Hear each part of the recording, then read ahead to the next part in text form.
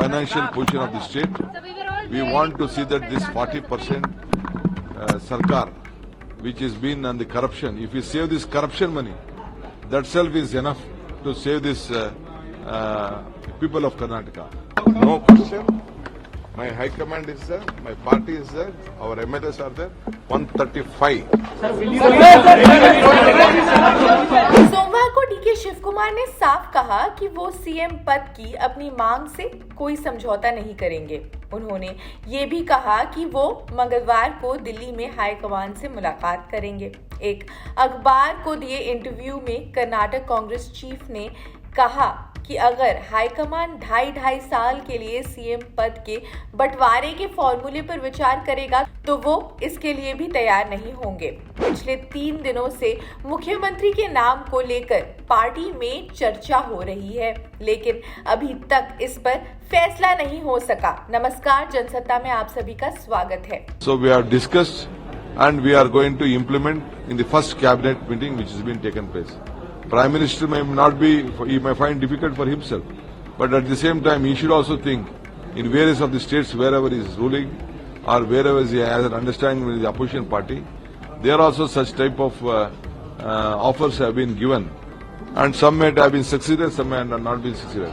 मुख्यमंत्री की कुर्सी के लिए सिद्धारमैया और डीके शिव कुमार का नाम सबसे आगे चला। पिछले कुछ महीनों में शिव कुमार ने स्पष्ट तौर पर इस बात के संकेत दिए थे कि वो प्रदेश के मुख्यमंत्री बनना चाहते हैं, लेकिन पार्टी के आला कमान ने अभी तक इस पर कोई फैसला नहीं किया है।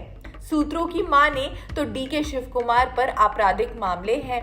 डीके शिव कुमार के खिलाफ कुल 19 केसेस दर्ज हैं, जिसमें से कुछ केसेस की जांच सीबीआई, ईडी और आयकर विभाग भी कर रहा है। गौर करने वाली बात यह है कि डीके शिव कुमार के खिलाफ आयकर विभाग ने 2017 में छापा मारा था। जांच एजेंसी का कहना था कि उनके पास से 8.5 करोड़ रुपए सीज किए गए थे। दिल्ली में 4 ठिकानों पर छापेमारी के दौरान ये पैसे बरामद किए गए थे, लेकिन सीधा संपर्क डीके शिव कुमार से था।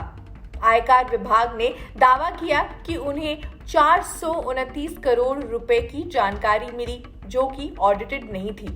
आयकर विभाग ने शिव कुमार के खिलाफ चार्जशीट दायर की। इस मामले में हनुमंतैया के खिलाफ भी चार्जशीट दायर की गई थी। ये चार्जशीट आयकर विभाग ने दायर की। वहीं प्रवर्तन निदेशालय ने मनी लॉन्ड्रिंग का केस डीके शिव कुमार के खिलाफ दर्ज करवाया। ईडी का दावा है कि उसे 200 करोड़ रुपए की संपत्ति मिली है जो अनअकाउंटेड है। जांच एजेंसी का कहना है कि डीके शिव कुमार के 20 बैंक में 317 अकाउंट की जानकारी है। इन अकाउंट में 200 करोड़ रुपए हैं। उनके मुंबई वाले प्रकरण से 2 साल पहले केंद्रीय एजेंसियों ने उनके शिक्षण संस्थानों, बेंगलुरु में उनके घर और गांव में उनकी मां के घर पर रेड भी मारी थी, लेकिन वो डरे नहीं। ये रेड उनके राजनीतिक जीवन का एक अहम मोड़ पर मारे गए थे। उन्होंने गुजरात के 44 विधायकों को बेंगलुरु के पास एक रिजॉर्ट में रुकवाया था जब रेड शुरू हुई। राज्यसभा चुनावों से पहले विधायकों की खरीद फरोख्त रोकने के लिए उन्हें वहां रखा गया। तत्कालीन बीजेपी अध्यक्ष अमित शाह और कांग्रेस अध्यक्ष के राजनीतिक सलाहकार अहमद पटेल उम्मीदवार थे। साल 2002 में विलासराव देशमुख की सरकार के दौरान महाराष्ट्र के विधायकों को एक जगह पर ठहराने का उनका अनुभव यहां काम आया था। हाईकमान ने कांग्रेस पार्टी के दूसरे सबसे महत्वपूर्ण नेता के चुनाव के लिए उन पर भरोसा जताया। उन्होंने बार बार कहा कि वो बीजेपी से उप मुख्यमंत्री पद का स्वीकार करने के बजाय जेल जाना पसंद करेंगे। शनिवार को विधानसभा चुनाव के नतीजे आने पर भी उन्होंने यही बात दोहराई। वो भावुक हो गए और याद किया कि तत्कालीन कांग्रेस अध्यक्ष सोनिया गांधी का उनसे तिहाड़ जेल में मिलने आना उनके दिल को छू गया था। खैर, ये ईडी और केंद्रीय जांच एजेंसीज की रेड जो है वो विपक्ष के नेताओं पर आमतौर से सुनने को आती ही रहती है।